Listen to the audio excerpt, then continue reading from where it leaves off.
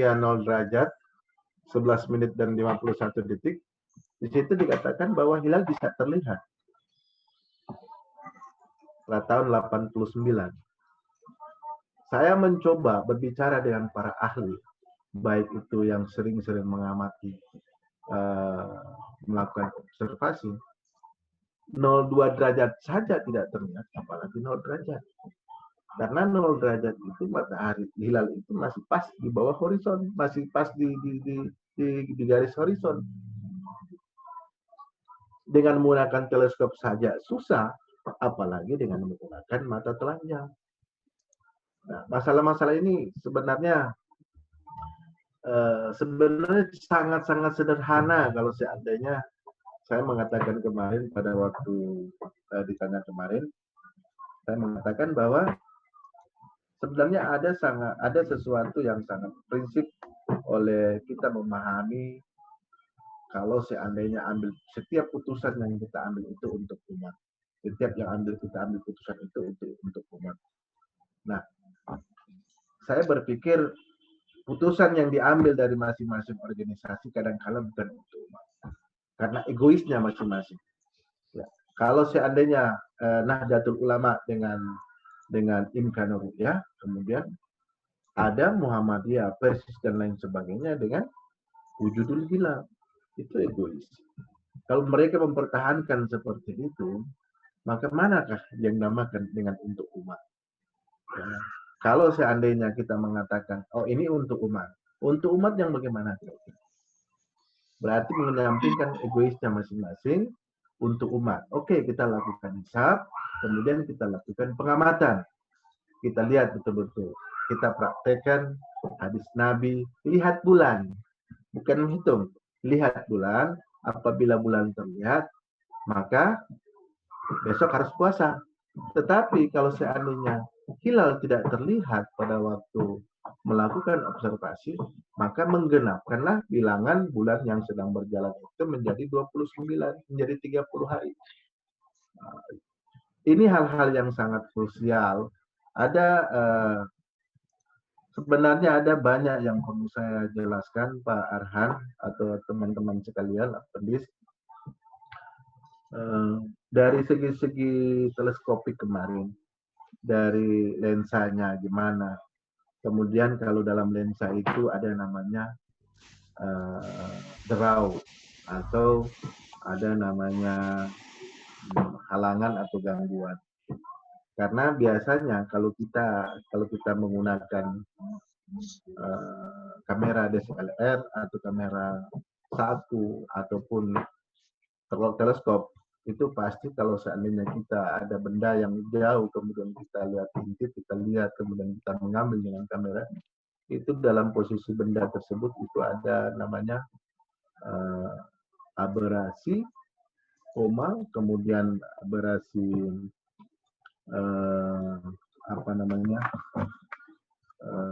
bulat. Nah, di situ ada yang warna biru. Nah, itu juga pengaruh. Karena biasanya kadang-kala begini, hilal itu hampir sama dengan planet Venus. Karena mereka itu sama. Kalau seandainya kita lihat, kadang-kala kita melihat dengan menggunakan peta langit, kita akan melihat Venus sama bulan itu hampir mirip. Kalau seandainya ada terjadi bulan parsial, Venus juga akan mengalami cahaya yang parsial. Kadang-kala kita sering terkecoh seperti itu. Tetapi insya Allah disertasi yang kemarin itu saya coba mengangkat tentang kriteria visibilitas hilal Ma'bim ini dapat merubah sesuai dengan keadaan yang ada. Mungkin sangat singkat yang saya berikan, bisa mungkin kita kembangkan pada diskusi nanti. Oke, terima kasih Pak Arhan. Assalamualaikum warahmatullahi wabarakatuh. Waalaikumsalam warahmatullahi wabarakatuh. Terima kasih Pak Dr. Prangki Sulaiman ya. Menarik sekali ya apa yang disampaikan tadi secara singkat dan tentu sangat padat apa yang disampaikan tadi.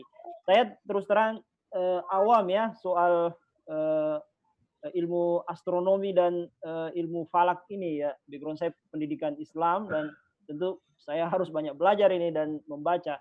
Tetapi paling tidak yang terus menjadi perdebatan dan menjadi polemik, bahkan kalau di tema itu adalah silang pendapat, yaitu ya tentang kelompok tadi itu, kelompok ru'yah dan kelompok hisab kan, yang diwakili oleh dua kelompok besar, Nahdlatul Ulama dan Muhammadiyah. Nah, ini juga mungkin karena ada problem teologis ya Pak Dr. Prangki soal hadis Nabi itu yang kemudian diinterpretasi berbeda dengan kelompok-kelompok mayoritas Islam baik Muhammadiyah maupun Nahdlatul Ulama. Dan juga soal pemahaman sebagian kaum Muslim soal penggunaan saintifik ya di dalam menentukan wal bulan ini, sebagaimana disertasi Pak Prangki soal penggunaan teleskopik di dalam melihat awal bulan begitu. Nah, ya itu pengantar dari saya, dari keawaman saya soal ilmu falak ini. Dan saya kira diskusi ini juga kemungkinan bisa menjadi rekomendasi ya untuk kepentingan pembuatan fakultas sains dan teknologi ya, yang ke depan mungkin bisa kita upayakan. Amin. Amin. UIN Sulawesi Utara atau UIN Manado, dan saya kira kita bisa mengambil momentum di situ untuk kemudian menjadikan UIN nanti ya menjadi pusat kajian falak ya di Indonesia Timur, mungkin bisa di Manado begitu. Nah, oke, saya beri kesempatan kepada Bapak Ibu partisipan yang sekarang sudah 21 orang ini, alhamdulillah sudah bertambah. Alhamdulillah. 21 orang. Silahkan Bapak Ibu yang mau berkomentar, mari kita manfaatkan dengan sebaik-baik waktu ini. Kalau beliau ini praktisi dibayar per jam ini kalau di luar dipanggil ini. Tapi karena ini pengajian, insya Allah pahala ya yang di sisi Allah Subhanahu Wa Taala lah untuk kesehatan beliau. Oke, silakan Bapak Ibu yang mau berkomentar. Pak Ketua Nenden. Silakan Ibu Dr. Nenden Herawati, silakan. Baik, terima kasih. Assalamualaikum warahmatullahi wabarakatuh. Waalaikumsalam warahmatullahi wabarakatuh. Lalu kalau saya bertemu dengan Pak Dr. Prangki, saya ingin selalu memikirkan luar angkasa. Karena ketika masuk ke ruangan dosen syariah, itu penuh dengan alat-alat falak di dalamnya. Seolah-olah ada di planet yang lain. Jadi pertanyaan gini, Pak Prangki, saya berpikir bahwa menyambung apa yang disampaikan oleh Ketua LP2M tadi, memang selalu setiap tahun kita berpolemik ada penentuan hilal satu Syawal.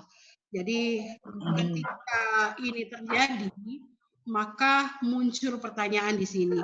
Bagaimana meminimalisir perbedaan penentuan hilal menurut ilmu pengetahuan falak?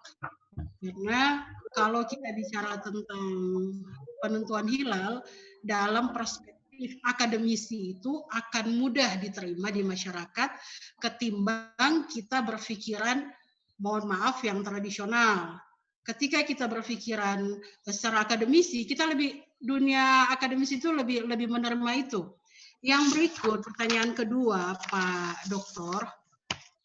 Bicara falak ini kan kita ingin Pak Prangki memberikan pendapatnya tentang mengapa terjadi perbedaan pendapat atau silang pendapat sebagaimana Pak Dr. Prangki itu sebutkan tadi. Bagaimana meminimalisir silang pendapat tersebut. Demikian Ketua LP2M. Terima kasih. Warahmatullahi wabarakatuh. Salam warahmatullahi. Terima kasih Bu Dr. Nenden Herawati sudah memberi pertanyaan ya. Kita mungkin 2 atau 3 ya sambil ini, kalau ada lagi yang lain supaya lebih ini. Ada yang lain Bapak Ibu? Ada. Oh, silahkan Pak Ishak ya. Assalamualaikum warahmatullahi wabarakatuh. Waalaikumsalam. Boleh kita enggak buka kamera dulu? Gini pertanyaannya. Pak Prangki, ini adalah tanggung jawab kita semua seorang akademisi di tengah-tengah masyarakat kita yang selama ini awal kronologisnya adalah masalah bangunan masjid yang tidak sesuai dengan arah kiblat. Di Bournemouth, ini jadi persoalan yang sangat krusial di masyarakat. Selalu dipertanyakan tentang masalah sekarang ini yang jendelanya di samping, ya, masjid yang jendelanya di samping, sekarang jendelanya itu sudah di depan. Ini menandakan bahwa mereka sudah lebih memperhatikan apa yang diarahkan oleh Kementerian Agama. Nah, untuk mengantisipasi persoalan ini, kira-kira apa kiat-kiat yang harus dilakukan oleh kita semua di akademi, khususnya bagi Pak Franky selaku ilmu yang memiliki ilmu kapasitasnya di Falak terhadap masyarakat yang ada di daerah saya. Itu sebagian besar masjid itu tadinya di samping jendela, sekarang tangan kiri kanan di samping jendela, sekarang sudah di depan. Nah, ini ada semacam kegelisahan di masyarakat tentang masalah itu.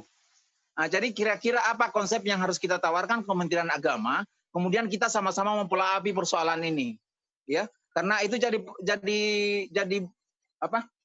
seksi di Bolmut pada saat kita mau sholat bulan Ramadan, paling seksi sekali. Itu yang selalu dipertanyakan setiap kali Kementerian Agama turun untuk ceramah atau dari Safari Ramadan yang dari kabupaten. Nah, kira-kira konsep apa yang bisa kita tawarkan Kementerian Agama, kemudian Kementerian Agama itu ada langkah-langkah yang harus dilakukan untuk bisa menenangkan mereka atau bisa mendinginkan mereka supaya persoalan itu tidak akan muncul ke permukaan sehingga terjadi hal-hal yang tidak diinginkan.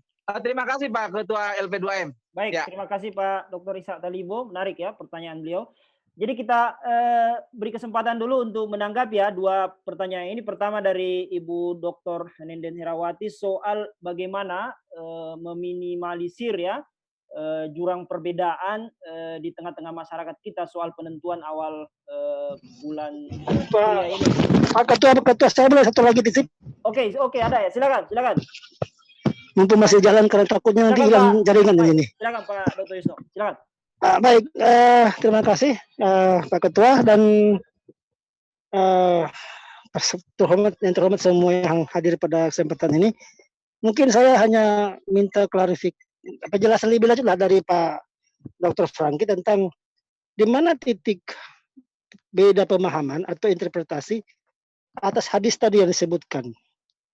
Atau mungkin juga Pak Franky punya data yang bisa diajukan di sini tentang hisab. Dasar untuk hisab itu yang mana sehingga kesannya masing-masing punya dasar dalil nakli yang dipakai untuk bisa melegitimasi atau mensahkan apa yang mereka lakukan. Terima kasih Pak Ketua. Assalamualaikum warahmatullahi wabarakatuh. Terima kasih Pak Dr. Yusno. Jadi ada 3 ya pertanyaan Pak Dr. Franky. Yang pertama dari Ibu Nenden Herawati soal bagaimana mengantisipasi ini polemik yang tidak berkepanjangan. Bagi kita yang di akademisi tentu tidak jadi soal karena polemik tentu bisa menjadi lahan kita untuk melakukan pengembangan ilmu pengetahuan. Tapi ini di umat yang masih awam tentu akan terbelah ya soal penentuan awal bulan Hijriah ini. Lalu yang kedua dari Pak Ishak Talibo soal ada kekacauan di tengah-tengah umat kita soal penentuan arah kiblat ya yang di beberapa daerah itu kemudian mengikuti instruksi Kementerian Agama yang merubah arah kiblatnya dari mungkin beberapa derajat yang menurut mereka itu sudah sesuai dengan arah kiblat, tapi di tengah raya itu bukan kiblat tapi cuma arah barat, kira-kira begitu. Nah ini yang jadi polemik juga ini yang dialami oleh Pak Dr. Ishak Talibo ini. Mungkin ada ada tips khusus untuk bagaimana menanggulangi soal itu. Soal tadi dari Pak Dr. Yusno soal polemik hadis tadi itu yang tentu ini bukan perlu ada penafsiran saya kira ya soal pemahaman hadis tadi, soal hadis Nabi di dalam melihat hilal. Lalu dasar orang kemudian melakukan ru'yah itu apa kira-kira begitu dari pertanyaan Pak Dr. Yusno. Baik, kita beri kesempatan Pak Dr. Franky untuk merespon 3 pertanyaan ini. Silakan Pak. Baik. Kita berbicara sebelum kita menjawab. Kita mencoba ada kemarin semenjak saya duduk sebagai mahasiswa S3 di UIN Bali Songo, yang rata-ratanya itu saya berteman dengan para anak-anak Gus, anak-anak Kiai, kemudian bapak-bapaknya juga adalah para ahli falak. Ada yang mengatakan bahwa titik perbedaan dalam satu hadis yang mengatakan fa'in humma alaikum, kemudian di situ mengatakan bahwa ada yang melihat, kemudian situ perbedaannya ada yang melihat. Tetapi ada juga yang mengatakan kalau seandainya kita mengacu pada rotasi daripada bulan tersebut yang berumur 29 hari 9 jam 6 menit 4 detik itu mengatakan bahwa kalau seandainya umur bulan tidak mencapai, berarti hilal itu tidak akan nampak. Belum nampak dan belum, karena umurnya belum nyampe, gitu lah, belum sampai. Ibarat begini, kalau seandainya kita analogikan begini, kalau seandainya pada seorang ibu yang mengandung, baik dia 7 bulan, baik dia 7 maupun 8 bulan, itu namanya janin. Ya, masih dalam kandungan. Tetapi pada umur 7 bulan, kemudian dia melahirkan, namanya sudah bukan janin, tetapi bayi. Begitu juga pada umur 9 bulan,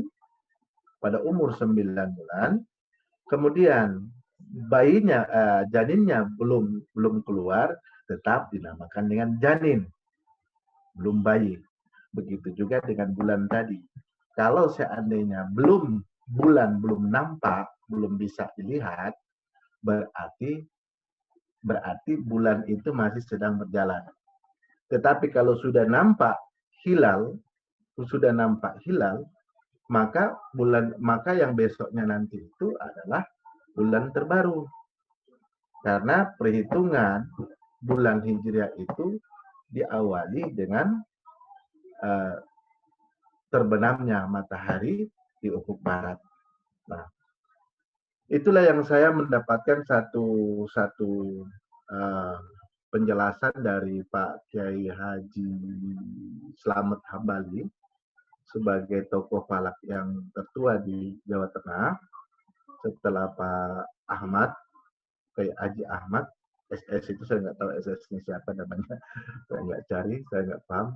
Karena Pak Kiai Haji Slamet Hambali itu merupakan seorang pakar falak, ilmu falak yang memang keilmuannya itu sangat disegani pada waktu itu.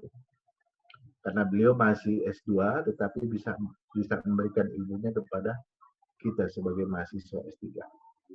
Nah, untuk meminimalisir perbedaan silang pendapat antara kriteria-kriteria tersebut, sebenarnya cukup gampang yang sudah saya katakan tadi. Meminimalisir itu adalah legowo, jangan egois. Nah, kenapa? Saya mohon maaf kalau seandainya ada yang mengatakan saya baca dalam satu muktamar Muhammadiyah, kemudian ada juga NU mengatakan, jadi saya baca dua dari Persis, kemudian dari Muhammadiyah, kemudian dari NU.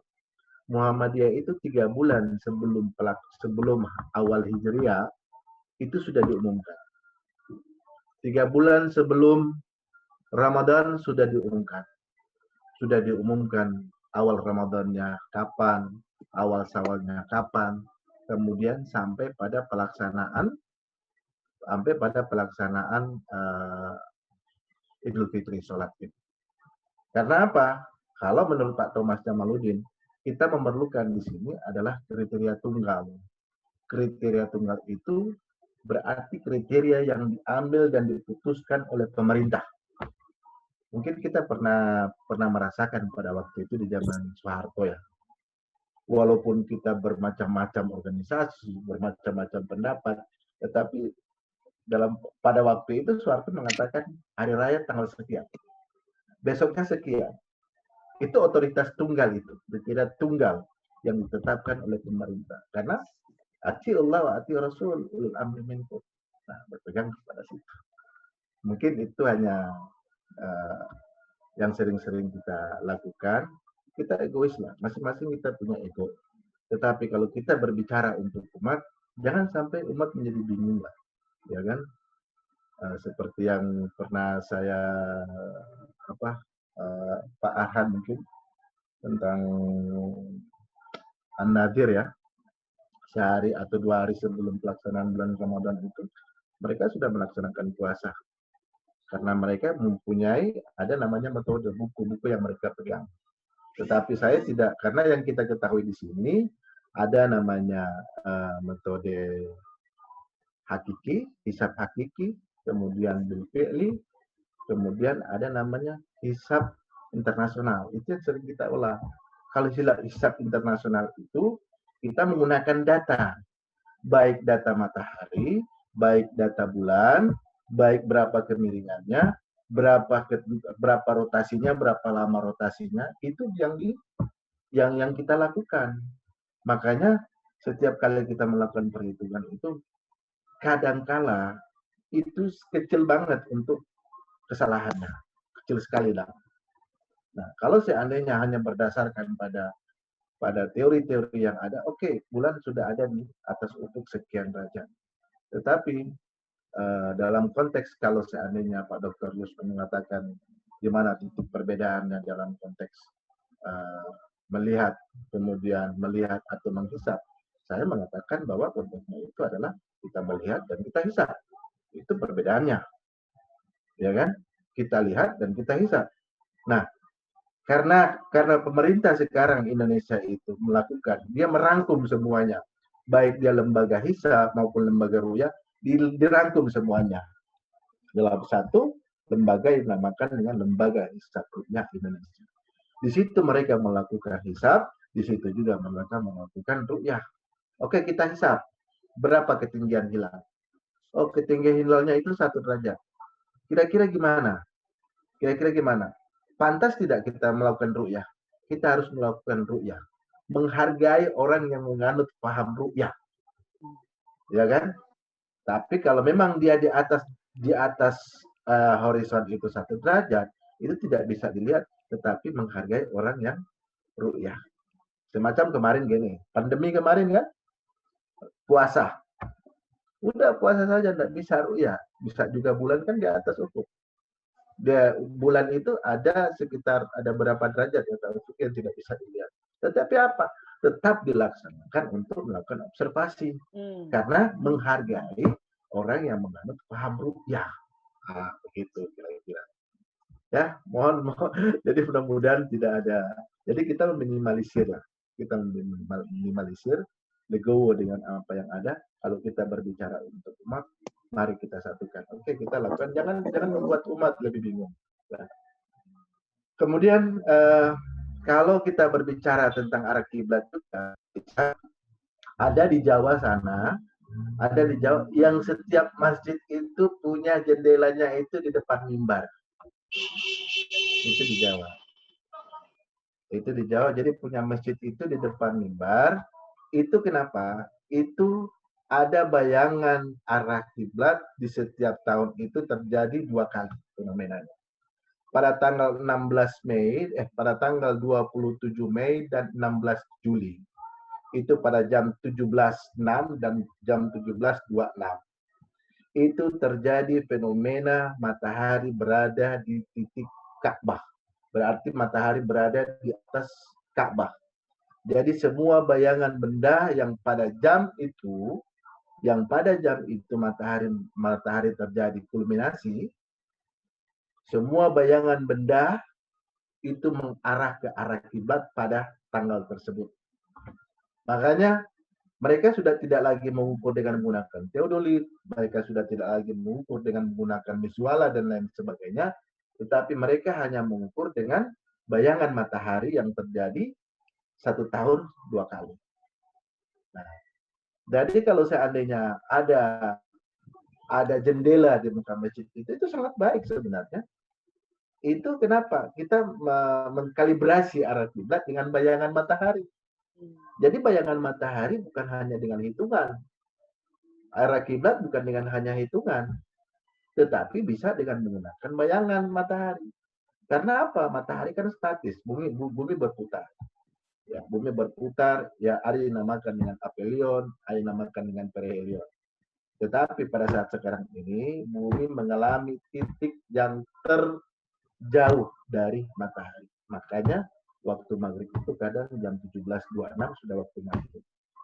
Nah, dia bumi mengalami titik yang terjauh dalam posisi dengan matahari.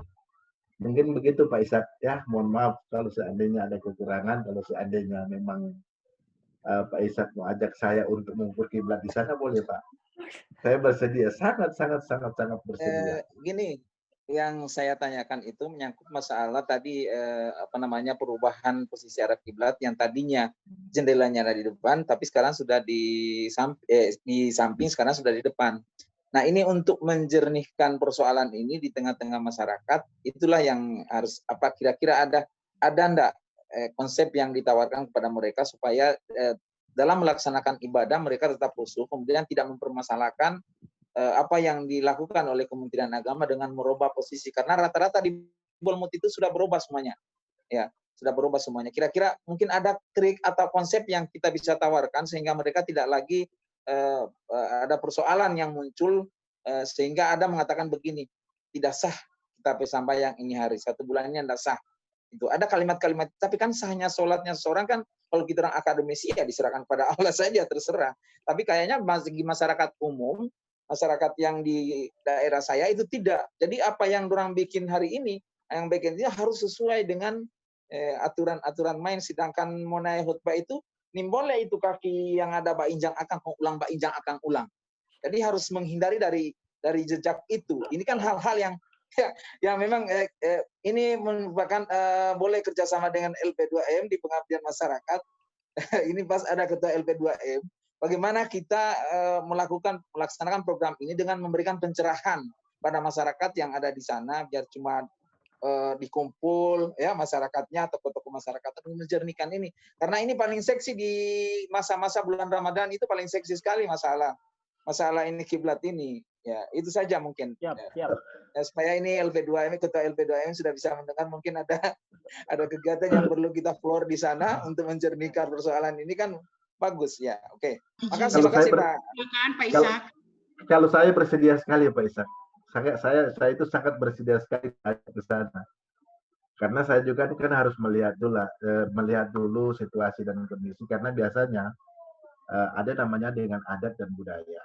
Kalau seandainya adat di sana itu kayak begini, kayak kemarin waktu tahun berapa saya mengukur arah kiblat di daerah Poli.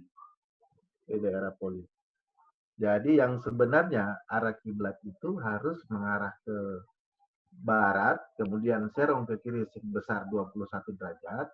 Tetapi yang terjadi di sana itu masjidnya itu, bangunannya itu pas mengarah ke arah barat. Jadi kalau kita tarik garis lurus itu kena ke Afrika, bukan lagi ke Arab Saudi, bukan. Tetapi setelah kita melakukan pengukuran, nah situ terjadi perselisihan antara badan takmir, keimaman dengan tokoh masyarakat di situ. Dia bilang begini, siapa lagi mau sorong? Siapa lagi mau sorong ini saf? Biarkan saja seperti ini, karena kalau seandainya masjid semua sorong, berarti keindahan masjid itu sunyanda sadak mulia. Yeah. Nah sekarang yang menjadi pertanyaan, mana yang lebih afdol? Sholatnya itu harus menghadap kiblat atau masjid yang tidak estetikanya hilang? Itu kan sering terjadi Pak ya. Makanya sampai dengan sekarang setelah saya lewat, masjidnya tetap posisi barat. Begitu juga masjid yang ada di Jati.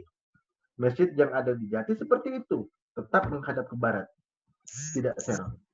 Karena kalau menurut saya itu sahnya sholat itu adalah menghadap kiblat. Ya. Ya, tetapi kalau seandainya LP2M untuk memberikan seperti apa yang Pak Ishak katakan tadi, bersedia untuk mensosialisasikan di sana, saya bersedia sekali. Mantap. boleh Saya kita bersedia. bicarakan itu secara Oh, boleh. secara formal. Jadi Boleh. apa namanya, sebenarnya jalan keluarnya adalah tidak perlu merubah masjidnya kan, yang dirubah adalah safnya saja di dalam masjid. Kalau seperti yang disampaikan tadi oleh Pak Dokter kan, jadi tidak perlu Iya, merubah pondasi masjidnya, kan sebenarnya yang dirubah di dalam saja posisi iya. salatnya. Seperti di Kauman ya. Seperti di Kauman kan, iya. Seperti Daukuman, iya. Iya. Ahmad Dahlan kemudian merubah posisi safnya, bukan masjidnya yang Iya, dirubah kan, kira-kira begitu. Oke, iya betul. itu masukan saya kira ya, untuk apa namanya, menjernihkan masalah ini di daerah masing-masing. Oke, saya berharap ini tidak terlalu serius ya, santai saja ini. Saya santai-santai aja, Pak. Saya Supaya santai-santai lebih saja. ini cair. Ada yang lain yang mau bertanya? Mungkin Ibu Rahma, silahkan kalau ini ada Ibu Rahma. Ada Pak Ramli juga ini, ada Ibu Nur Hayati.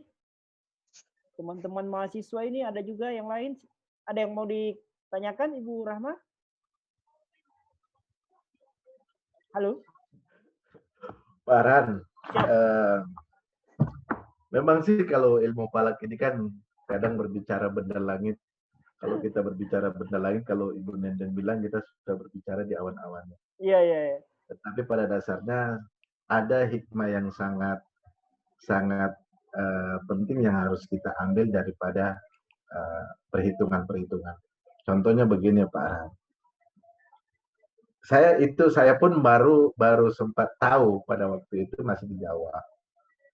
Mereka katakan begini. Kenapa putaran bumi itu semua planet itu berputar yang mengalami rotasi itu berputar melawan arah jarum jam. Sama dengan kita melakukan tawaf. Iya. Nah, kira-kira seperti itu kan. Berarti kan ada hikmah itu. Ada hikmah. Kemudian dari sekian planet ini, dari sekian planet yang ada, dari miliaran, kita kan miliaran, kemudian dalam satu galaksi, dalam satu tata surya, itu ada berapa miliaran galaksi kan. Cuman kita yang berada di galaksi Bima Sakti yang namanya.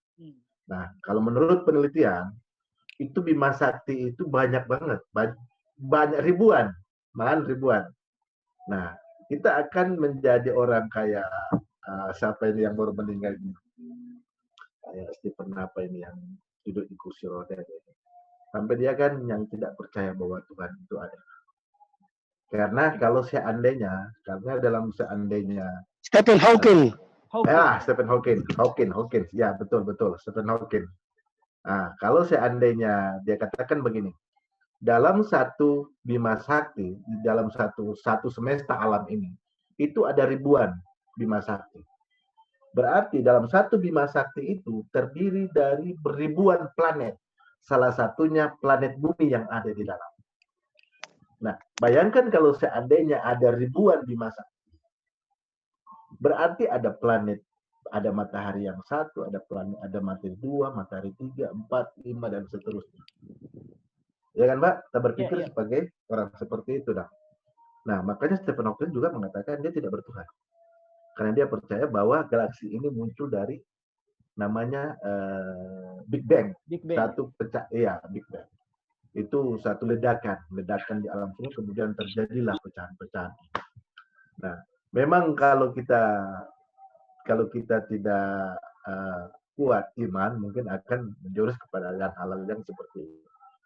Tetapi ada yang perlu yang saya pahami yang tadi itu Pak. Kenapa kita tawaf sama, kemudian arah bulan juga sama. Matahari juga punya rotasi tapi sangat pelan. Bumi mengalami rotasi sebesar 24 jam. Kemudian bulan mengalami rotasi dan lain sebagainya. Yang itu menandakan kalau seandainya saya tanya sama pimpinan pondok di sana, dia katakan begini. Dia katakan bahwa itu sebenarnya kita harus memahami bahwa ada satu yang kita sembah. Yang sebenarnya itu ibarat begini, ibarat kita melihat apa namanya, obat nyamuk, Pak Arhan. Iya, siap. Obat nyamuk kan dari besar itu dia ke kecil. Iya, iya. Dia kecil sampai pada satu titik. Di situ kalau seandainya kita memahami betul, maka kita akan bertemu dengan Tuhan. Ya, bagaimana? Sip. Ini sudah masuk ke falsafah. Saya cuma dikasih tahu seperti itu, Pak. Karena bagaimana kita memahami? Karena kita mengetahui arah barat, arah timur, arah utara dan arah selatan.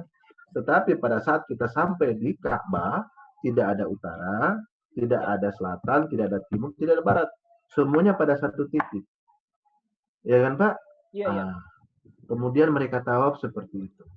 Nah, itu yang saya dapati seperti Siap. Mungkin begitu ya kira-kira. Wah, mantap. Perlu dikembangkan itu, Pak, untuk falsafah falakia. Saya kalau begitu saya mohon belajar sama Pak Dr. Yusno, Pak. Oh iya. Iya. Oke. Saya ada satu pertanyaan, Pak, soal tadi penggunaan teleskopik itu di dalam melihat hilal ya. Kira-kira akurasi dari teleskopik itu bisa dipertanggungjawabkan, Pak? Keakuratannya dibanding dengan mata telanjang ya, sebagaimana yang disabdakan oleh Rasulullah kan. Jadi diperintahkan kita untuk melihat bulan lalu berpuasa, kemudian ketika melihat lagi diperintahkan untuk berhari raya kan. Jadi itu konsep teologi sesungguhnya dasar di dalam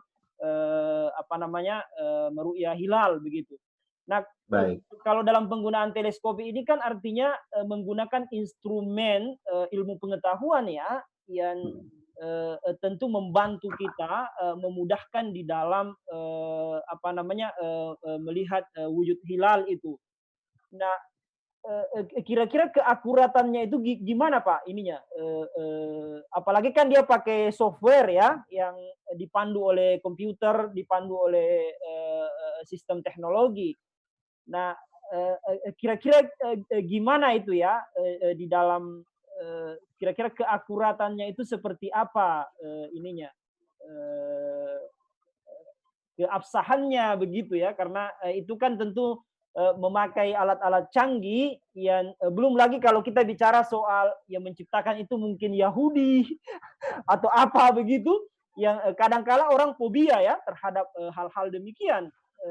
Dan ini juga yang mungkin menjadi bagian alasan penting dari kelompok-kelompok yang tidak mau memakai hisab di dalam melihat wujud hilal. Kira-kira gimana itu, Pak? Baik. Saya mencoba untuk menjelaskan sebenarnya fungsi daripada teleskop itu, Pak. Iya. Yang pertama yang kita ketahui dulu bahwa fungsi daripada teleskop itu adalah mengumpul cahaya. Mengumpul cahaya itu berarti mengumpul karena setiap benda langit itu mengeluarkan cahaya, mendapatkan cahaya bukan mengeluarkan cahaya. Karena benda langit itu mendapatkan cahaya daripada matahari kemudian mereka pancarkan. Begitu juga dengan hilal. Hilal mendapatkan cahaya dari matahari kemudian dia lemparkan kepada yang melihatnya. Karena gini, berapa kalau seandainya matahari yang kita lihat itu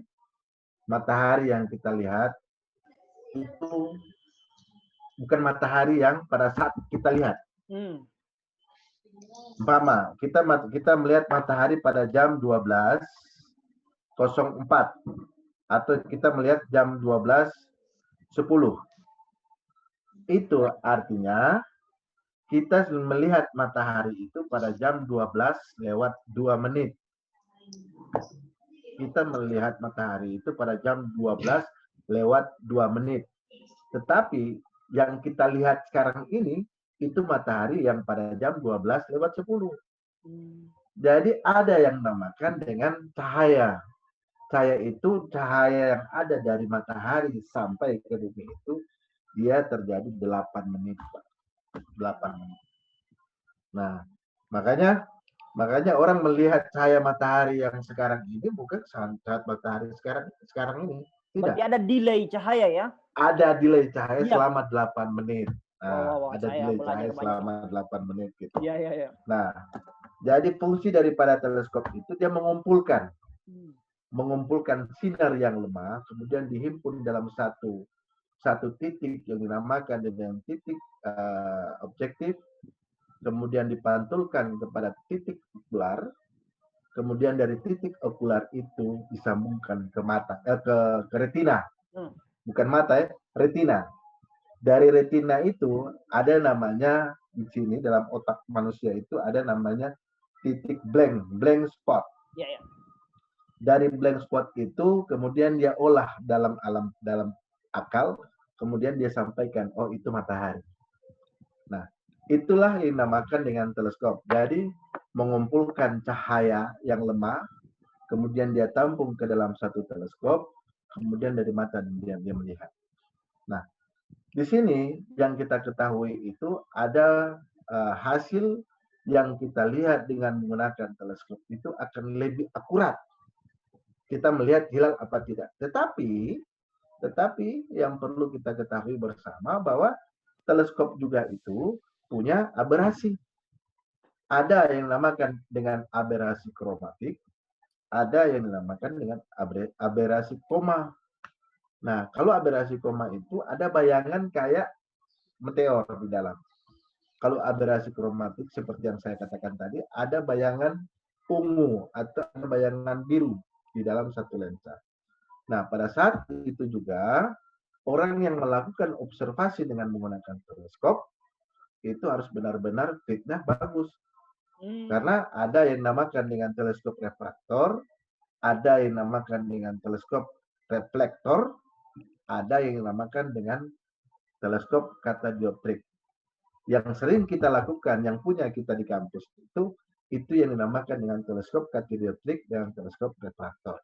Refraktor itu yang sebenarnya itu ada gangguannya. Kita memastikan betul ini hilal apa tidak. Nah, apalagi dengan ketinggian 3 derajat itu sulit untuk kita menemukan ini hilal apa tidak karena dia tipisnya kayak tipis rambut. Kalau orang sudah terbiasa melihat hilal dengan menggunakan teleskop, itu sebaiknya dia melihat hilal itu pada saat matahari itu berada dalam sudah terjadi grup, kemudian di bawah horizon itu sebesar 1 derajat. Karena apa? Karena ada namanya refraksi dalam matahari, yaitu mega merah. Mega merah dalam matahari itu terjadi. Itu biasanya kalau matahari terbenam ada mega merah. Kalau dia ada namanya elongasi yang saya katakan tadi, jarak antara matahari, kemudian jarak antara bulan itu terlalu dekat, pasti hilal tidak bisa terlihat. Karena tadi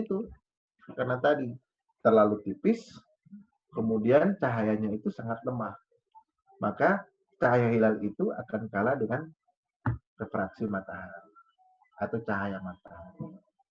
Nah, jadi dengan menggunakan teleskop ini kita dibantu. Makanya ada teleskop, kita menggunakan teleskop di bawah 2 derajat, di atas 2 derajat, di bawah dari 3 derajat, kita menggunakan kriteria dengan olah citra. Jadi hilal itu ditumpuk, difoto dulu sekitar 20 atau 50 kali frame-nya, kemudian ditumpuk. Kemudian kita olah dengan menggunakan aplikasi yang ada. Ternyata hilal bisa dilihat. Kalau menggunakan teleskop tidak bisa dilihat. Nah, itu yang saya katakan namanya kriteria hilal dengan menggunakan olah citra. Kemudian ada hilal yang menggunakan kriteria teleskop. Berarti hilal itu harus ada di 4 derajat atau 5 derajat. 5 derajat hilal bisa terlihat dengan menggunakan teleskop. Jadi kalau seandainya kita menggunakan teleskop refraktor, teleskop reflektor, atau teleskop katadioptrik, itu sangat membantu bagi kita sebagai pengamat hilal. Nah gitu Pak Arhan, kira-kira untuk sementara. Kalau misalnya saya berinisiatif misalnya ke Kelabat, yang di puncak Kelabat, lalu kemudian melakukan pengamatan, melakukan observasi dengan mata, biasanya istilahnya mata telanjang ya, mata terbuka, itu memungkinkan enggak tanpa ada bantuan teleskopik? Tidak ada, tidak bisa. Di ujung manapun, kecuali kita bisa melihat hilal itu ada di atas ketinggian sekitar 10 derajat. Ya. Itu baru kita bisa melihat hilal dengan mata telanjang. Kalau di atas puncak manapun, tetap puncak itu tidak menjamin orang itu bisa melihat hilal. Saya di puncak Bawah Karaeng misalnya, di Gunung Bawah Karaeng. Tidak maksudnya dia bilang tidak menjamin ya? Kalau tidak menjamin karena yang bisa melihat itu kalau seandainya elongasinya jauh, elongasinya sekitar 18 derajat atau 10 derajat atau 8 derajat paling kecil, kemudian ketinggian hilal dari atas horizon itu sebesar 6, 7, 8, 9. Nah, itu baru bisa melihat dengan mata kepala. Karena selama yang saya lakukan ini untuk observasi di Manado, baru tahun 2018 itu hilal bisa dilihat oleh teman-teman yang ada melakukan ru'yah di Kota Manado. Itu pakai teleskopik ya, bisa langsung dilihat dengan mata telanjang, mata telanjang bisa dilihat. Ya. Jadi kalau dengan menggunakan teleskop itu, kalau seandainya ada yang mengatakan melihat dengan ketinggian 2 derajat itu tidak mungkin. Tidak mungkin bisa melihat. Kecuali matahari itu sudah jauh berada di bawah horizon. Karena sudah tidak ada sudah tidak ada namanya astronomical twilight. Astronomical twilight itu artinya bayangan yang jauh, kemudian dia hilang, berarti gelap, dari terang menjadi gelap. Jadi terang menjadi gelap, itu kita melihat bahwa ada namanya sudah tidak ada lagi cahaya mataharinya, refraksinya sudah tidak ada, tinggal ada garis bulan, cahaya bulan. Itu pasti kelihatan. Tapi sudah jauh ke bawah. Itu pada jam-jam mungkin jam-jam 6:30 atau jam 6:30 lewat. Begitu. Menarik ya. Sebenarnya masih banyak hal yang bisa kita konfirmasi. Sangat banyak, ya. Prangki ini soal isu-isu terkini ya terkait soal penggunaan teleskopik, menggunakan mata telanjang dan lain sebagainya ya. Saya mau memperjelas apakah alat yang ada di kampus kita ini, alat observatorium ini sudah sesuai dengan standar internasional ya. Standar internasional. Tapi harus diupdate. Harus diupdate karena ada yang lebih bagus lagi, Pak. Lebih bagus lagi harus banyak ini dulu. Iya, di mana-mana begitu. Pengetahuan tanpa uang berbahaya juga. Jadi betul. ada sumbangsi finansial di dalam menyebarluaskan ilmu pengetahuan.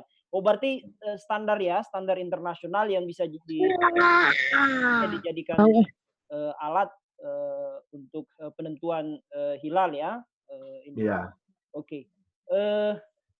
Ada lagi Bapak Ibu yang mau memberi komentar atau saran, Pak Ramli mungkin? Pokoknya saya menunggu kegiatan Pak Ishak. Silakan Pak Ramli ya. Oke, Pak Ramli silakan, Pak Ramli. Ya. Pak Dokter. Assalamualaikum warahmatullahi wabarakatuh. Waalaikumsalam warahmatullahi wabarakatuh. Tadi saya tidak menyimak dari awal sehingga saya kurang paham betul di mana ada diskusi terkait dengan solusi menyatukan paham terkait dengan hisab dan ruqyah tadi.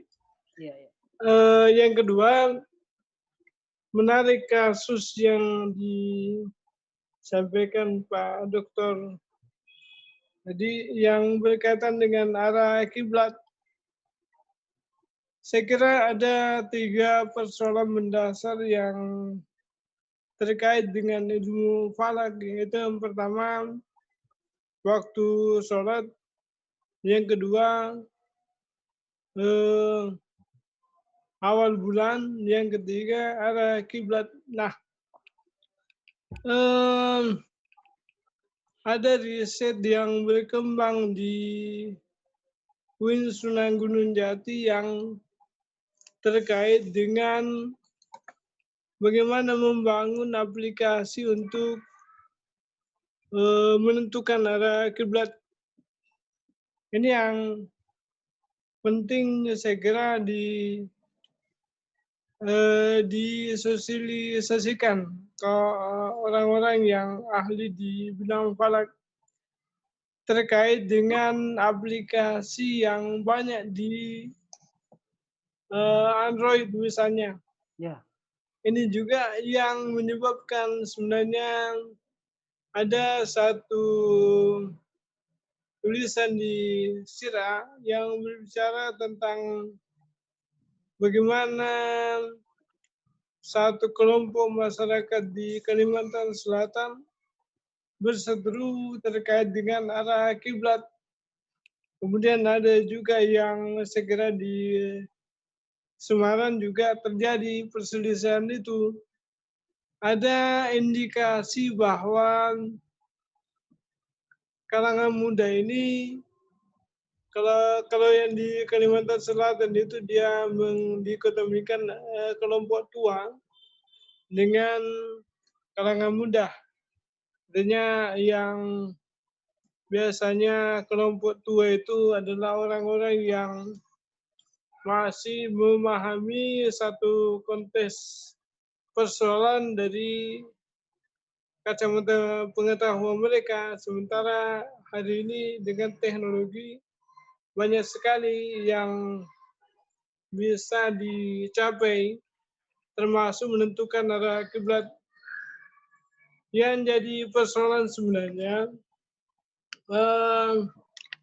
di semua daerah, termasuk yang saya perhatikan di Kota Makassar ada beberapa masjid berubah arah kiblatnya karena saya kurang tahu apakah hanya karena klaim satu organisasi tertentu yang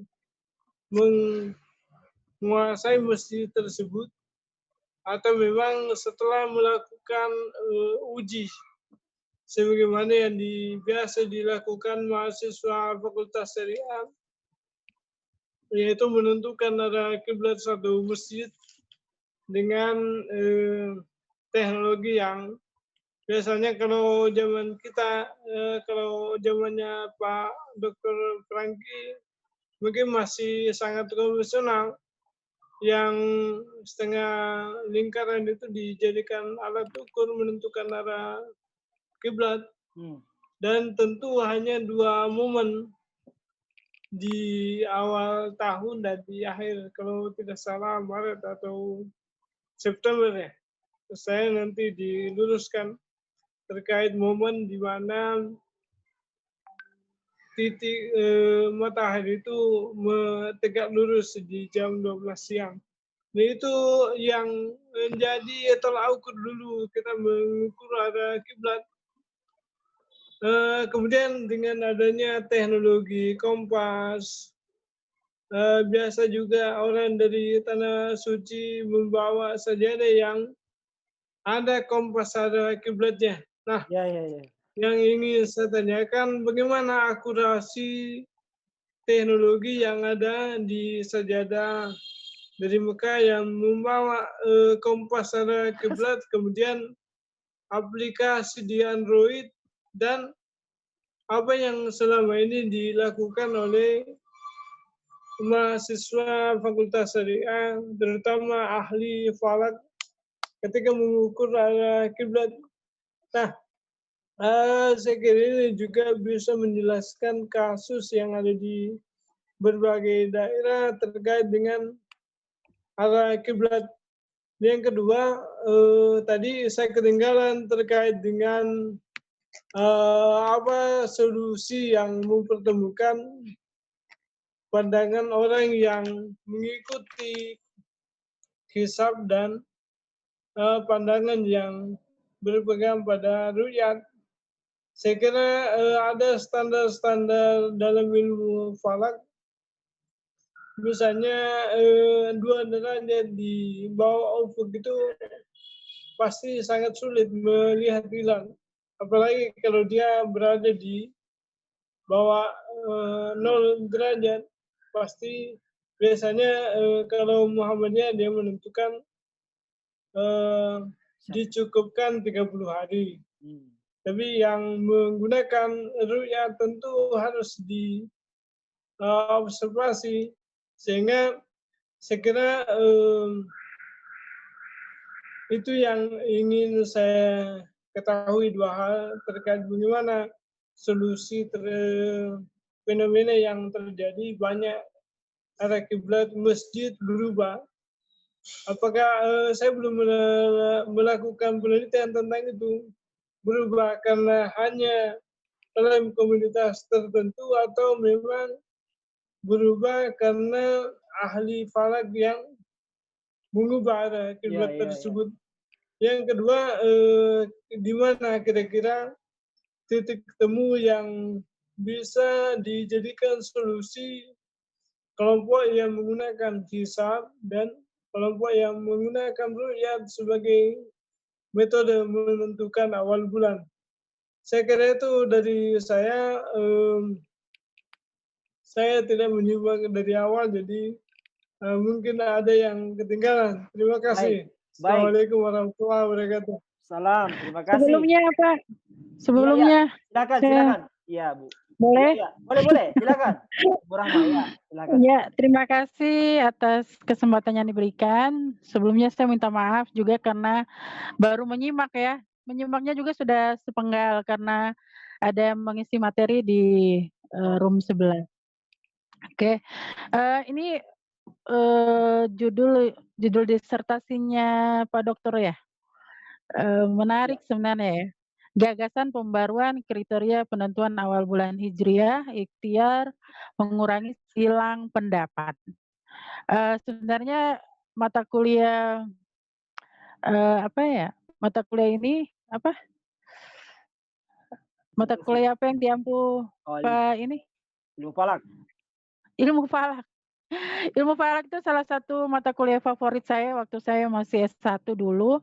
Bahkan kita menentukan waktu itu kita menentukan waktu sholat maghrib, kita melihat hilal secara visual, itu yang amazing sekali. Kita lihatnya dulu di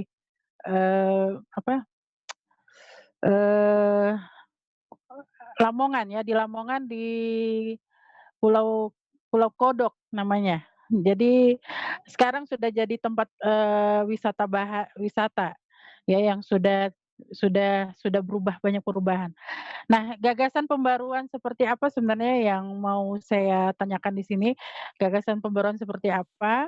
Dan kemudian kriteria penentuan seperti apa yang ditelurkan oleh seorang Dr. Franky Sulaiman ini, sehingga ini menjadi sesuatu kajian yang menarik untuk kita kaji bersama, mengingat banyak sebenarnya silang pendapat berkaitan dengan tadi penentuan satu Syawal, penentuan arah kiblat, penentuan waktu jam sholat gitu ya. Karena memang pengalaman saya pribadi ya, waktu sholat yang ada di aplikasi terkadang tidak sama dengan waktu sholat di masjid gitu loh. Azan di masjid biasanya tidak sama, padahal waktunya sama. Kalau kita sudah men-setting saya di aplikasi Muslimah itu ya, di aplikasi Ummah. Di situ jam umpamanya asar jam 14.46 umpamanya gitu ya. Nah, di sini azannya jam 12.45 gitu. Beda 1 menit gitu. Beda 1 menit, tapi itu kan ini bagaimana gitu. Apa memang di sini yang muazzinnya yang terlambat atau tidak ada penyesuaian antara waktu setempat dengan aplikasi yang ada. Memang kecanggihan teknologi kita tidak bisa hindari ya, berkaitan dengan aplikasi-aplikasi yang sudah menyebar luas di luaran sana, untuk memudahkan bahwa ini sudah masuk jam sholat, pokoknya gitu ya. Nah, ini yang ingin saya tanyakan, karena saya juga terlambat mengikuti materinya, dan saya ingin tahu langsung dari pencetusnya ini gagasan pembaruan seperti apa yang disajikan oleh Pak Dokter sehingga membuat kita menambah wacana baru kita berkaitan dengan ya ini tadi menghindari yang namanya silang pendapat. Ya mungkin itu Baik, saja Pak Kapus, terima Pak kasih. Ketua DLPN. Terima kasih Bu Rahma ya pertanyaannya Ya dengan kembali kasih. Pak Ramli juga ya. Kalau Pak Ramli tadi tentang penentuan arah kiblat sesungguhnya sudah dijelaskan secara jauh ya dari pertanyaan sama dengan pertanyaan Pak Ishak Talibo juga. Mungkin direspon langsung ke Pak Dr. Franky ya. Pertanyaan Ibu Rahma tadi menarik juga itu soal pembaharuan apa ya yang apa namanya yang menjadi titik fokus di dalam disertasi. Silakan. Baik. Ada dari Pak Ramli dulu ya. Iya, iya. Dari Pak Ramli dulu saya mencoba untuk tentang arah kiblat dalam aplikasi Android. Itu seperti dengan Ibu Rahma juga, kenapa ada perbedaan waktu antara aplikasi yang ada di Android dengan aplikasi dengan perhitungan yang kita lakukan secara manual. Nah, kadang yang kita ketahui Ibu bahwa di dalam satu kompas atau Pak Ramli dalam satu kompas atau kompas di sejadah itu tidak bisa kita gunakan. Tidak bisa kita gunakan dalam satu kompas karena sangat-sangat jauh perbedaannya. Kok nggak ada suaranya? Nggak ada ya? Ada. Ini ada Pak. Ada Bu. Saya dengar. Karena gini, Bu. Karena sangat jauh perbedaan apabila kompas yang ada di sejadah kemudian kita letakkan itu akan berputar sangat jauh. Karena perbedaan kompas 1 derajat saja, perbedaan 1 derajat perhitungan itu sama dengan 111 km. Bayangkan saja kalau seandainya dia terjadi sampai 2 derajat perbedaannya. Bayangkan dia dari kecil begini kemudian dia akan melebar lebih jauh.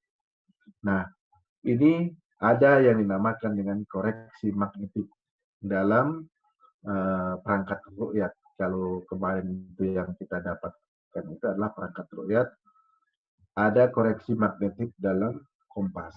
Biasanya yang kita gunakan kompas itu adalah kompas Sunto. Itu kompas yang memang direkomendasikan oleh para ahli falak karena kompas Sunto ini adalah meminimalisir koreksi magnetiknya. Kalau kompas-kompas biasa itu koreksi magnetiknya itu harus ada sampai 2 derajat. Kalau seandainya posisi utaranya seperti ini pas, maka kita harus kasih kurang. Kita harus kasih kurang selama sampai 2 derajat agar supaya pada saat kita tentukan kompas, dia pas di utara sejati. Karena jarum kompas itu selalu berada pada titik utara. Pada titik utara dia kompas. Maka menggunakan aplikasi juga, aplikasi yang ada pada Android itu harus di luar area magnetik. Luar magnetik itu seperti kita berada dalam gedung itu harus keluar dari gedung. Karena ada besi yang di situ yang sangat mempengaruhi medan-medan magnetnya. Itu sangat pengaruh. Karena makanya dari koreksi-koreksi tersebut, maka antara manual kita secara menghitung waktu sholat atau arah kiblat itu akan berbeda sekitar 1 derajat dengan di aplikasi. Karena aplikasi itu sebelumnya kita harus koreksi dulu berapa koreksi magnetik dalam aplikasi Android. Jadi kita sangat akan paham apabila kita mendapatkan kompas kemudian kita letakkan dalam posisi di atas meja yang berkayu, kemudian kita gerakkan Android kita di depan kompas itu akan ketahuan. Kompas itu akan jarumnya itu akan bergerak mengikuti kompas karena pengaruh daripada medan magnet yang ada di Android. Tetapi yang saya sering gunakan di Android itu untuk waktu sholat itu kadang hampir sama itu beda-bedanya cuma sekitar berapa menit, sekitar 2 menit. itu yang saya gunakan itu adalah Al-Quran Indonesia. Oh ya. Al-Quran Indonesia itu yang ada jadwal Itu sholatnya. jadwal sholat, iya. Iya, ada jadwal sholat di situ. Itu yang saya gunakan. Tetapi kalau arah kiblat tetap kita gunakan secara manual. Secara manual karena saya takut karena medan magnet di Indonesia ini yang paling parah itu adalah di Manado. Karena Manado banyak gunungnya. Itu sangat pengaruh juga. Karena ahli pertanahan, ahli geologi yang dari Jogja pada waktu itu mengajar di kelas, itu medan magnet yang tertinggi itu di Manado. Yang kedua adalah Jogja, yang ketiga di Surabaya. Itu sangat pengaruh. Medan magnet sangat kuat di daerah Manado. Karena mungkin perbatasan karena lempengan, mungkin saya tidak tahu. Karena beliau mengatakan seperti itu. Nah, yang menjadi novelty dalam disertasi saya ini adalah saya merancang bahwa kriteria Mabibs yang selama ini digunakan oleh Kementerian Agama Republik Indonesia sebesar 2 derajat di atas ufuk sebagai kriteria imkan ru'yah itu batal. Kenapa? Itu kenapa? Karena tidak bisa dibuktikan dengan menggunakan teleskop selama beberapa pengamatan. Tetapi dari seluruh dunia yang saya ngambil data-data pengamatannya itu, berapa 10 tahun terakhir belakangan dari seluruh dunia yang ada, rata-rata yang dapat melihat hilal itu di atas 5 derajat. Dengan menggunakan teleskop. Dan menggunakan mata telanjang itu pada ketinggian sekitar 6 sampai 7 derajat. Jadi di atas 5 atau di atas 4, di bawah 5 itu bisa bisa dilihat dengan menggunakan teleskop. Tetapi kalau di bawah 3, di atas 2 tidak bisa. Apalagi 2 ya. Bisa. Apalagi 2. Ada di Jawa Tengah, di Jawa Timur ada namanya Kiai Haji Inwanuddin. Kiai Haji Inwanuddin itu beliau sudah masih mungkin seumuran dengan saya. Tetapi beliau katanya pernah melihat hilal itu di atas 1 derajat. Kemudian saya mencoba untuk bertanya ke beliau, Pak, kira-kira bagaimana ceritanya bisa melihat hilal di atas ufuk sebesar 1 derajat? Saya melihat hilal pada posisi matahari terjadi grup pada 16 atau pada 17.56 matahari terjadi grup, maka hilal pada waktu jam tersebut itu tidak bisa dilihat. Tetapi dengan pelan-pelan dia hilal itu bisa terlihat pada jam 18.15. Contoh, pada jam 18.15 itu berarti refraksi matahari dari jam 7.56 sampai jam 8.15 itu sudah tidak ada. Maka hilal bisa tampak. Oh, seperti itu. Jadi sama juga bohong ya Pak ya. Kalau seandainya pada jam hilal terbenam, sudah terjadi grup, kemudian kita bisa lihat hilal, itu baru namanya kita bisa melihat hilal.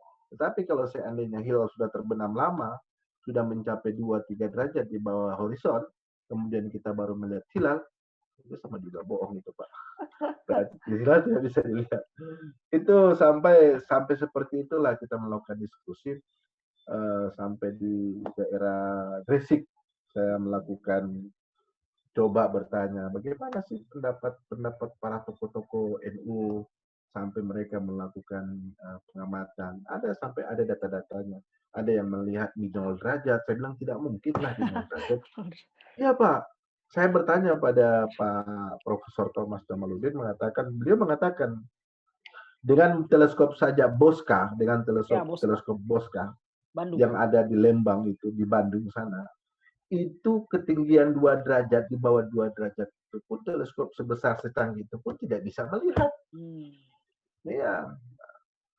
Nah, tetapi insya Allah teleskop kita di kampus itu di atas 5 derajat bisa melihat Pak. Yang penting ada namanya fisik sebagai observasi itu sebagai pengamat harus keutamanya fisik dan psikis. Itu harus perlu. Kemudian mengetahui teori-teori tentang observasi. Mungkin itu Pak. Oke, terima kasih ya Pak Dr. Prangky. Saya kira kita cukupkan saja diskusi kita atau pengajian kita pada hari ini, karena ini sudah jam 15.40 ya, sudah Ya. asar juga ini. Ya. Tentu saya tidak berani menyimpulkan ya apa yang disampaikan tadi.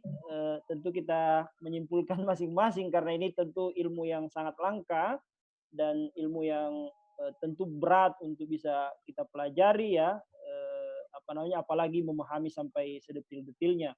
Tapi paling tidak ada beberapa catatan yang saya kira bisa menutup pengajian kita hari ini. Yang pertama tentu apresiasi yang besar pada Pak Dr. Prangki Sulaiman sudah mau memberikan waktunya, meluangkan waktunya yang penuh dengan kesibukan beliau, bisa bersama-sama kita di pengajian LP2M hari ini. Memberi kita informasi, tentu bagi saya ini informasi baru dan tentu penting sekali untuk kita ketahui, apalagi kita menjadi akademisi di IAIN ya. Orang umat kita tidak pernah tahu bahwa kita ini ahli falak atau bukan. Mereka akan tanya kita kenapa berubah kiblat, kenapa ini, dan tentu kita perlu penjelasan. Mungkin tidak seakurat yang dijelaskan oleh Pak Dr. Prangki sebagai ahlinya, tapi paling tidak kita punya pemahaman awal ya terkait soal pertanyaan-pertanyaan di kalangan umat kita, karena jangan sampai kita menjadi akademisi absensia ya yang absen terhadap isu-isu keumatan. Oleh karena itu mungkin melalui pengajian ini kita bisa Pak Rahan. Ya. Ada satu yang perlu saya garis bawahi. Siap, waktu kapan terjadi heboh-hebohnya bahwa arah kiblat itu bergeser semuanya. Iya. Nah, itu sebagai orang yang hobi dengan ilmu falak, bahwa arah kiblat itu tidak pernah bergeser. Oh iya. Tidak pernah bergeser, tidak pernah. Sekencang apapun gempa itu tidak tetap pernah. arah kiblat itu tidak Jadi pernah tidak ada bergeser. pengaruh Karena lempengan bumi yang tidak ada, Pak. Tidak, kecuali bangunannya yang bergeser. Oh, oke. Kalau bangunan yang bergeser, oke. Saya akui sangat oke, bangunan yang bergeser. Tapi kalau arah kiblatnya itu tidak bergeser. Karena arah kiblat, secara arah kiblat atau azimut kiblat yang kita ketahui itu adalah 291. Itu arah kiblatnya. Arah kiblat dari Manado ke Ka'bah itu 291. Nah, belum bilang kalau bangunannya yang berubah, oke, tapi kalau arah kiblat tidak pernah berubah. Karena yang kita hitung itu adalah koordinat. Kalau kita berdiri seperti ini, itu garis-garis yang melintang secara khayal itu adalah garis-garis koordinat, garis-garis deklinasi. Yang kalau seandainya kita menggunakan handphone, kita akan terbaca situ mana koordinatnya. Oh, koordinat sekian, 1 derajat 29 menit 28 detik. Nah, itu koordinat. Nah, jadi arah kiblat itu tidak pernah bergeser dan tidak pernah berubah. Iya. Begitu, Pak. Siap. Oh, ada informasi baru lagi. Jadi ya ini sebenarnya perbincangan kita ini kalau mau diperpanjang terus tidak ada habisnya ya, karena saya kira banyak isu-isu yang menarik dan terkait dengan kepentingan umat kita di tengah-tengah masyarakat. Yang kedua yang ingin saya katakan adalah tentu pengajian ini dengan tema kita hari ini tentu bisa menjadi rekomendasi ya, mungkin ke depan bisa digaungkan lebih kuat lagi soal kajian-kajian atau pembahasan-pembahasan soal isu-isu soal ilmu falak ini. Saya mendengar tadi Pak Dr. Prangki sudah menyarankan ke Pak Rektor untuk membuat pusat studi atau lembaga kajian yang khusus untuk ilmu falak atau hisab ruqyah ya, yang di IAIN Manado, yang tentu bisa menjadi wadah bagi siapa saja yang bisa berdiskusi lebih jauh untuk menjawab pertanyaan-pertanyaan umat kita di luar sana. Yang ketiga, tentu apa yang kita bicarakan ini tidak akan selesai di sini, dan tentu kita berharap ini menjadi motivasi buat kita semua, terutama bagi kita yang belum menyelesaikan program doktor untuk segera selesai ya. Amin. Selesaikan program doktornya. Tujuan utama dari pengajian LP2M ini dengan seri bedah disertasi sesungguhnya memancing atau memberi ruang kepada Bapak Ibu yang belum selesai supaya bisa lebih bersemangat lagi menyelesaikan program doktornya dan kembali ke kampus kita untuk lebih produktif dan lebih berpartisipasi ya untuk pengembangan ilmu pengetahuan di IAIN Manado. Terakhir tentu LP2M tidak bisa memberikan apa-apa kepada Pak narasumber kita sudah kirim sertifikatnya sebagai pembicara, insya Allah bisa dipakai KUM 1 untuk tambahan kenaikan pangkat ke lektor kepala atau profesor ya. Amin. Ke depan. Juga menindaklanjuti apa yang disampaikan oleh Pak Kepala Pusat Pengabdian Masyarakat tadi Pak Dr. Isat Alibo, tentu ini saya menunggu Pak. Ide yang bagus ya, kita akan bicara secara formal untuk pengembangan pengabdian masyarakat berbasis ilmu falak atau hisab dan ru'ya, karena ini bagian dari upaya kita untuk merespon isu-isu ya yang berkembang di masyarakat kita. Oke, pada akhirnya tentu terima kasih banyak pada semua partisipan yang hadir. Sampai saat ini masih bertahan 17 orang dari 25 sampai 27 tadi ya yang hadir. Alhamdulillah. Terima kasih Bapak Ibu, terkhusus kepada narasumber. Terima kasih banyak sudah berkenan meluangkan waktu. Bapak Ibu juga yang lain, terima kasih. Saudara-saudari mahasiswa juga yang hadir, terima kasih. Insya Allah kita ketemu lagi di pengajian LP2M di Jumat depan, insya Allah dengan narasumber dan tema diskusi yang berbeda ya. Mudah-mudahan kita bisa tetap konsisten, terus melakukan pertemuan baik secara virtual seperti ini. Dan tentu tidak menghalangi keberkahan dari pengajian ini untuk mendapatkan berkah dari Allah Subhanahu wa Ta'ala. Amin. Demikian, mari kita tutup sama-sama dengan melapaskan Alhamdulillahi Rabbil Alhamdulillahirabbil alamin. Billahi taufiq wal hidayah. Assalamualaikum warahmatullahi wabarakatuh. Waalaikumsalam. Terima kasih Pak Dr. Prangki. Terima kasih. Terima kasih. Terima kasih banyak. Pak Ketua LP2. Tinggal menunggu ini. Tinggal menunggu ke Bulmut ini. Siap. Terima kasih. Dikonfirmasi. Terima kasih banyak Pak. Sudah minta. Terima kasih Sama Pak Ketua. Siap. Siap. Terima kasih banyak. Pak Dr. Yusno, saya mau belajar banyak Pak Dr. Yusno. Oh, sudah keluar. Terima kasih banyak Ibu Dr. Nenden. Terima kasih. Ya, terima kasih. Pak Yusno foto perempuan tapi suaranya laki-laki. Oh. Kan lagi Kak Yusno ini. Itu yang penting tuh foto perempuan unik kanal tuh. Itu yang penting. Tahu no maksudnya. Itu artinya bahwa ini akun ini juga dipakai oleh beliau. Terima kasih Farhan. Terima kasih Farhan. Terima kasih semuanya. Mohon izin nih. Assalamualaikum. Assalamualaikum warahmatullahi wabarakatuh. Warahmatullahi wabarakatuh.